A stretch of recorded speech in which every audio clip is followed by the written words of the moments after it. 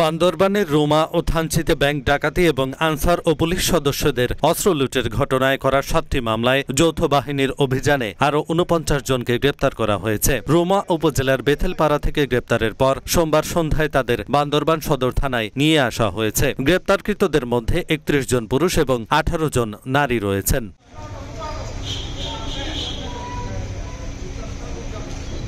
জেলা পুলিশের দেওয়া তথ্য মতে এখন পর্যন্ত মোট 54 জনকে গ্রেপ্তার করা হয়েছে। এর আগে অভিযানের সত্যতা নিশ্চিত করে রুমা সেনা জোনের অধিনায়ক লেফটেন্যান্ট কর্নেল KM আরাফাত আমিন ঢাকা পোস্টকে জানান, বান্দরবানের রুমায় বেথেলপাড়ায় সেনা অভিযানে 7টি দেশি বন্দুক, 20টি কার্তুজ, KNF এর ইউনিফর্ম উদ্ধার করা হয়েছে। এছাড়াও KNF এর সক্রিয় 2 জন সদস্যকে আটক করা হয়েছে। গত 2 এপ্রিল রুমা উপজেলার সোনালী ব্যাংকে পাহাড়ি সশস্ত্র সংগঠনের সন্ত্রাসীরা হামলা চালায়। এ সময় ব্যাংকের ভোল্টের চাবি না পেয়ে ব্যাংক ম্যানেজার নিজামুদ্দিনকে অপহরণ করে তারা।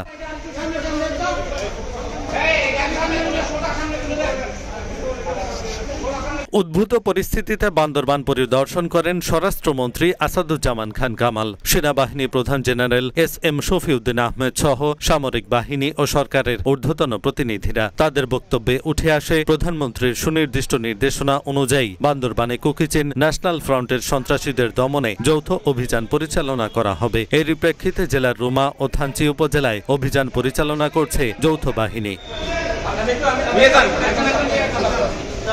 এহসানুল হক, ঢাকা পোস্ট।